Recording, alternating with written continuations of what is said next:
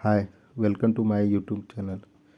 दोस्तों, आज हम इतिहास सामान्य ज्ञान पुनः लेकर हाजिर हुए हैं।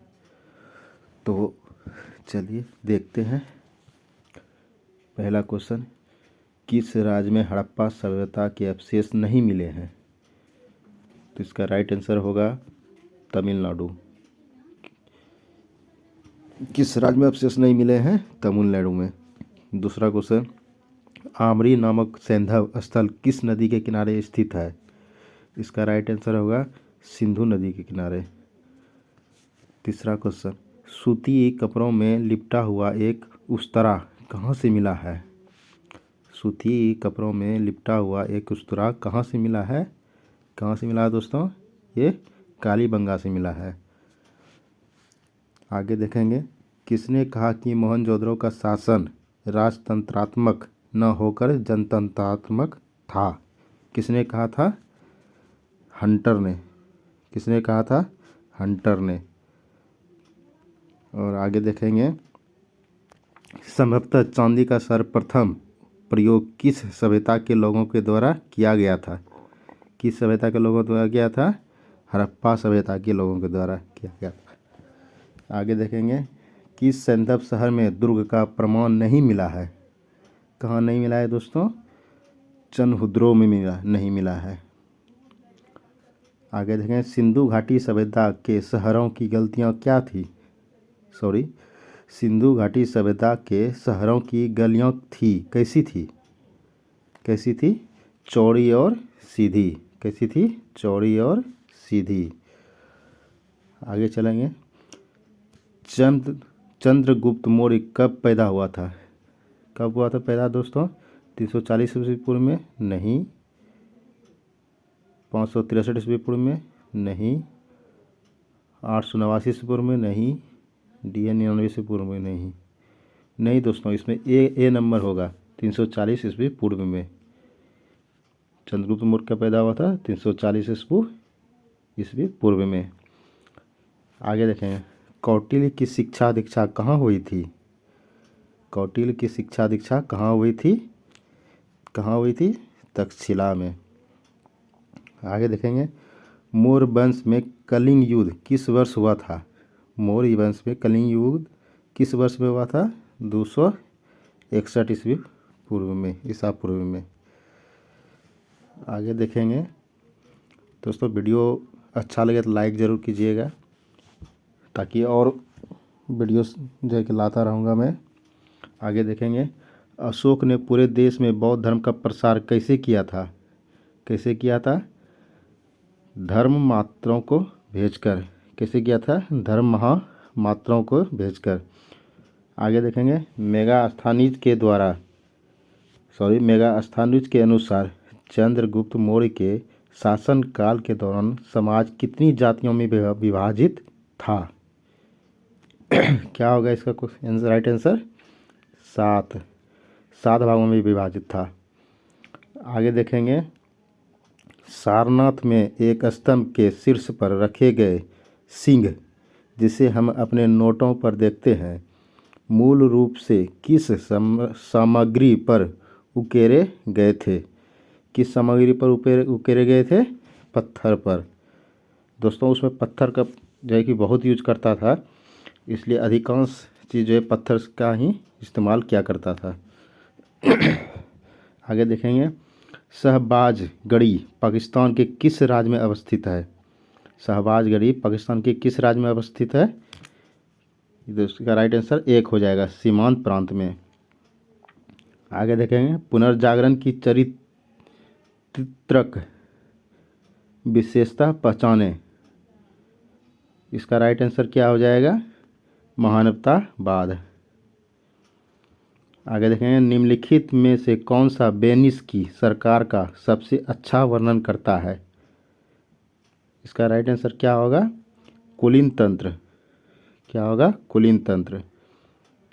आगे देखेंगे, निकोल मैकियावेली नेतृत्व के बारे में किस विचार का सबसे अधिक समर्थन करेंगे? इसका राइट आंसर क्या होगा? पहला ही होगा दोस्तों। नेताओं को अपने लक्ष्यों को प्राप्त करने के लिए जो भी आवश्यक हो वह करना चाहिए। आगे देखेंगे दोस्तों, अगर वीडियो अच्छा लगे तो लाइक ज़रूर कीजिएगा। आगे देखेंगे पुनर्जागरण के दौरान इटली में महिलाओं को दिया गया प्राथमिक अधिकार क्या था? इसमें सभी था, इनमें से सभी। आवाज़ उठाने का अधिकार, तलाक का अधिकार, गर्भपात का अधिकार। आगे देखेंगे किस काल को एलिज़बेथन काल या शेक्सपियर का युग भी कहा जाता है? कब कहा जाता है? पुनर्जागरण काल को। इसका राइट आंसर 3 होगा। आगे देखेंगे 20 नंबर क्वेश्चन, पुनर्जागरण ने किस चीज़ों से ध्यान हटा दिया था? पुनर्जागरण ने किस चीज़ों से ध्यान हटा दिया था? चर्च से। चार्ल्स 5 क्या था? चार्ल्स 5 क्या था? ये स्पेन का क्या था? राजा था। आगे देखेंगे दोस्तों, स्पेनिश बेड़े को ब्रिटेन ने किसके नेतृत्व में हराया था? किसके नेतृत्व में हराया था? फ्रांसीसी रेड के नेतृत्व में। आगे देखेंगे 23 नंबर, भारत को ब्रिटिश साम्राज्य में मुकुट का मणि किसे कहा जाता था? भारत को ब्रिटिश साम्राज्य के मुकुट का मणि किसे कहा जाता था? चर्चिल को। चर्चिल ने कहा था। आगे देखेंगे 24 नंबर, पूंजीवाद की सबसे प्रबल विरोधी विचारधारा क्या है? साम्यवाद से। आगे देखेंगे दोस्तों, मेरा ये पहला या दूसरा वीडियो है सामान्य ज्ञान। अगर किसी तरह का दिक्कत हो, कहीं कुछ बोलने में त्रुटि हो तो इसे माफ़ कीजिएगा। आगे देखेंगे 25 नंबर, D.H. लॉरेंस ने किस औद्योगिक और प्रदूषित शहर का वर्णन किया था? इसका राइट आंसर क्या होगा? ईस्टवुड का। आगे देखेंगे 26 नंबर, ब्रिटेन के औद्योगिक मालों को सबसे बड़ा प्रतिरोध भारत में कब झेलना पड़ा था? ब्रिटेन के औद्योगिक मालों को सबसे बड़ा प्रतिरोध भारत में कब झेलना पड़ा था? इसका राइट आंसर हो जाएगा स्वदेशी आंदोलन के समय। आगे है, हर्षवर्धन ने किस राज्य के खिलाफ अंतिम सैन्य अभियान चलाया था? कलिंग। आगे देखेंगे दोस्तों 28 नंबर, हर्षवर्धन ने कब तक शासन किया था? 41 वर्ष तक। आगे देखेंगे, वानभट्ट का हर्षचरित निम्नलिखित में से किस भाषा में रचा गया है? 29 का बी नंबर होगा, संस्कृत भाषा में। आगे देखेंगे, हर्ष के शासनकाल में तुल्यमेया कर किस पर लगाया गया है? 30 का क्या होगा? बी, व्यापारिक प्राकृतिक वस्तुओं। आगे देखेंगे दोस्तों, किस शिलालेख में विंध्य क्षेत्र पर हर्ष के नियंत्रण का उल्लेख है? किसमें होगा? ऐहोल शिलालेख में। आगे एक ये कथन वाला है, इसमें कह रहा है, सामंत व्यवस्था ने लोगों के आर्थिक जीवन को गांव तक सीमित कर दिया और इसे मुद्रा अर्थव्यवस्था के विकास में बाधा उत्पन्न की। ठीक है। अब दूसरा देखेंगे, मुद्रा अर्थव्यवस्था की गिरती प्रक्रिया ने सेवाओं के आदान प्रदान और वस्तु विनिमय प्रणाली को जन्म दिया। दोनों कथनों पर विचार करें और दिए गए कोड के सही विकल्प को चुनें। तो इसका सही आंसर क्या होगा? 32 का 3 नंबर। दोनों कथन जो है किसका क्या है? सही है, यानी कि इसका दोनों कथन जो है, ये भी पहला कथन और दूसरा कथन दोनों जो है कि सही है। अब आगे देखें 33 नंबर, बाण ने हर्षचरित एवं हरिणिका और कुरंगिका का उल्लेख किया है, ये कौन थे? ये दोनों कौन थे? नास्ती लड़कियों। दोस्तों आज थोड़ा सा वीडियो लंबा हो जाएगा क्योंकि टोटल 50 क्वेश्चन हमने रखा है। आप लोग ध्यान से देखिएगा और पढ़िए समझिए। आगे देखेंगे 34 नंबर, कलिंग तुपरानी किसकी रचना है? किसकी रचना है? जयंगोंडार की। आगे देखेंगे, किस चोल शासन के समय चोल प्रतिनिधि मंडल चीन गया था? कौन गया था? बी नंबर, कुलोत्तुंग प्रथम के समय। ठीक है। 36 नंबर देखेंगे, माधवी ने कोवलन के वापस चले जाने पर कौन सा धर्म अपना लिया था? कौन सा धर्म अपना लिया था? बौद्ध धर्म। आगे देखेंगे, इनमें से कौन एक चोलकालीन बंदरगाह था? इनमें से कौन एक चोलकालीन बंदरगाह था? इनमें से सभी हो जाएगा इसका, सभी। देवल था, खंभात था और थाना, यानी कि इनका आंसर क्या हो जाएगा?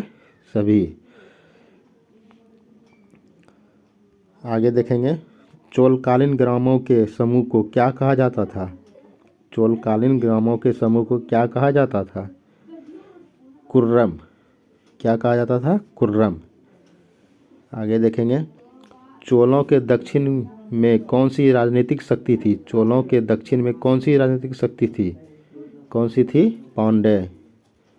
आगे, चोल राज की सबसे प्रमुख नदी कौन थी? चोल राज की सबसे प्रमुख नदी कौन सी? कावेरी। आगे देखेंगे, गिलोटिन था, देखिए गिलोटिन क्या था?